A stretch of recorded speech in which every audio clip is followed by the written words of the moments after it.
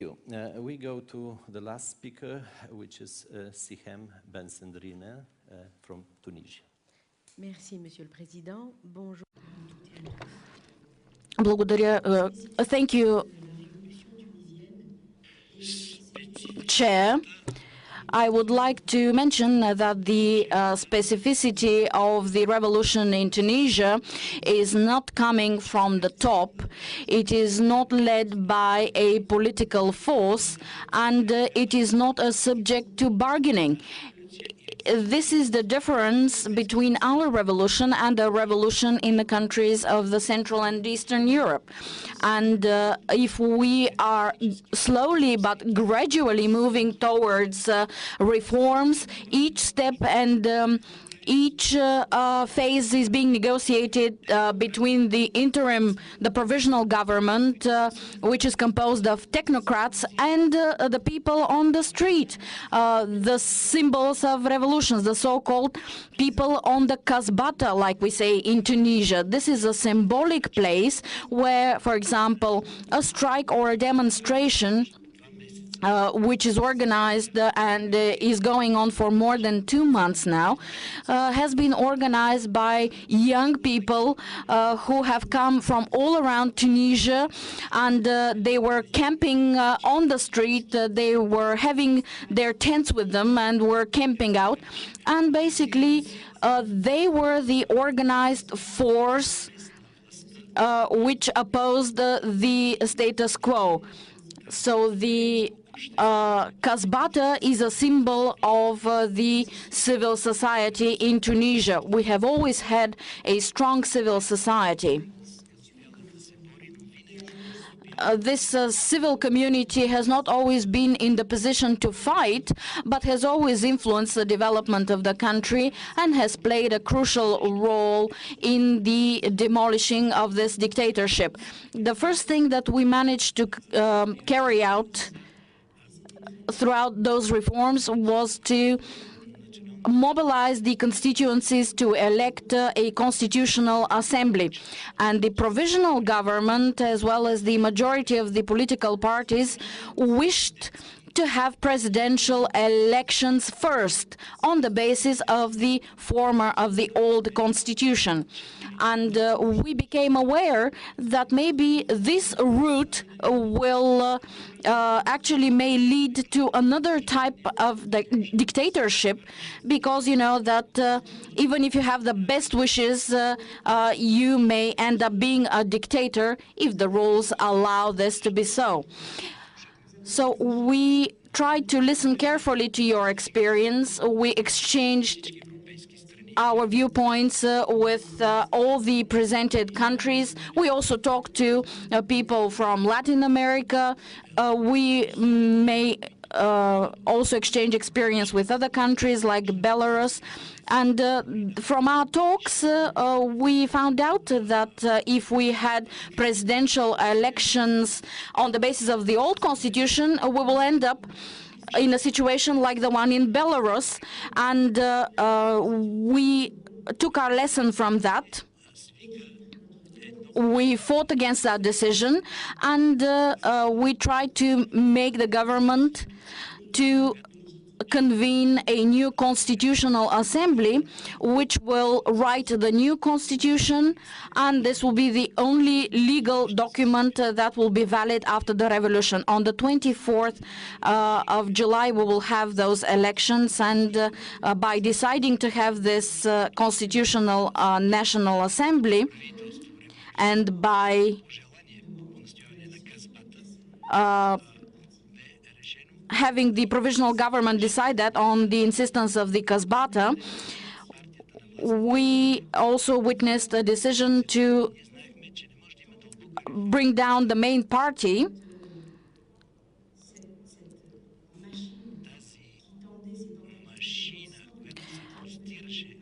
While we have this entire machinery spread around the country, I mean the machinery which was in charge of governing the country for more than 25 years now, they are still having capabilities, and they are able to still influence the political life. So the RCD, the major party, was suspended, and the former parliament and constitution were also suspended. These measures were absolutely necessary because nothing was able to be built upon on the basis of the older institutions. So our government is somehow hanging in the air because they do not have legitimacy because of the lack of legal foundation, of legal basis, except for the fact that they've been approved by the people in general. So basically, we would try to have a full-fledged government on the basis of parliamentary elections as well, but this is only possible thanks to the negotiations and the struggles that we've had. We managed to impose the so-called high instance for political reforms, and this is an instance, this is an authority which plays a certain legislative role, but it does not have written rules yet. This is a form of legislative power which was created on the basis of the efforts of all possible stakeholders. This is a kind of the consciousness of the revolution, and they will play the major role to prepare the main laws, the main pieces of legislation that will lay the road ahead.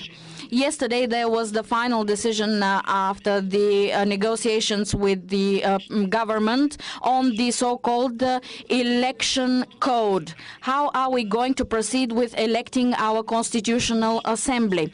There are three main things that we managed to adopt. The first thing is the so-called lustration, or this is the decision not to allow the election of people who are part of the former status quo, of the former government. These are the people who are responsible for the misery that we're now living in.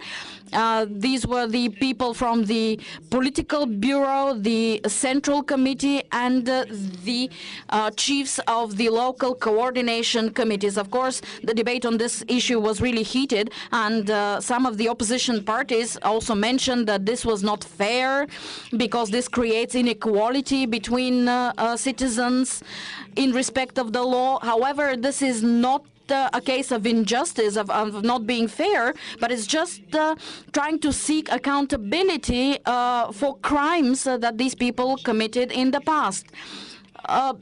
We didn't put them in prison. We didn't have a witch hunt with respect to those people, but we believe that they do not have a place, they do not have a role to play in that new constitutional assembly. The masterminds of the dictatorships do not have their place in the democratic system. The second thing that we succeeded to have is parity. In the election code, we have a provision that 50% of the constituency lists have to be women, not only 50%, but which means that there should be an alteration, men a woman, a man a woman. This means that the women should not be at the bottom of the list, of the electoral list. There was a lot of resistance, not from the Islamist parties, but from some of the modern parties. I will not list the names of those opponents, but everybody is familiar with the parties who are opposing this equality between men and women. Then we managed to impose some control on the funding of political parties, on how they're being financed. In that respect, the Venice Committee really helped us. This is one of the bodies of the European Commission. We understood that if there is no control on the money, on the financing, then the money that is earmarked for elections, they can play a really detrimental role with the final outcome. So there is control on the campaign itself. There is a special committee which was set up to exercise that oversight, and there is a prohibition to receive any funding from foreign entities. There is a prohibition, a ban on foreign funding sources and a limitation on private donations in order to avoid any inequalities and disbalance between the parties, to avoid unbalances.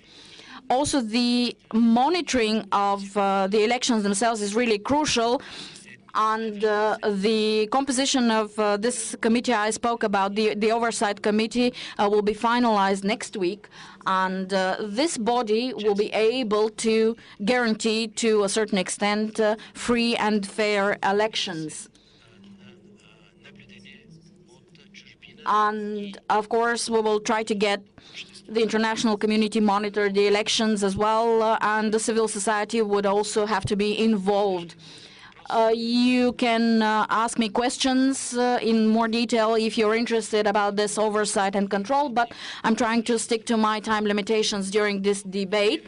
We are also working on reforming the police force. We believe that the police force has been in charge for 23 years in our country. This was the last instance for 23 years. So we decided that no other reform would be possible if we did not reform the police force first. This will be my final statement. We're working on reforming the judiciary and the media. We have had some great progress in reforming the police force. With respect to the judiciary, we have some grave obstacles. We have the hardest resistance with respect to reforming the judiciary.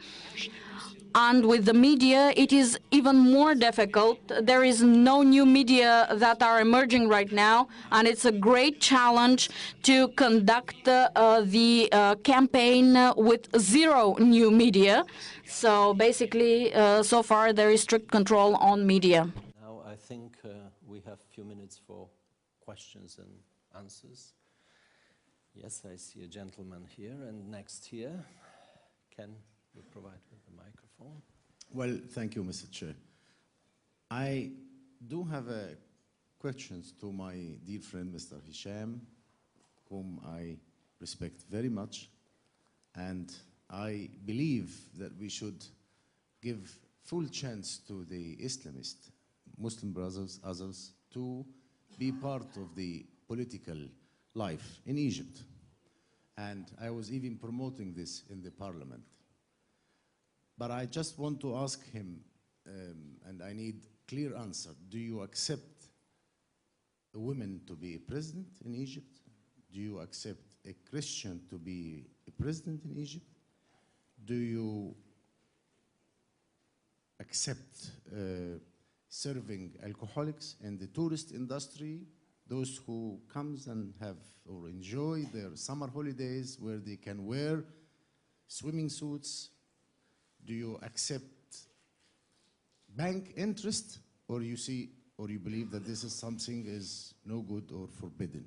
So I just need clear answer, yes or no. Thank you. Is your question related to that or different one? So let me give floor to.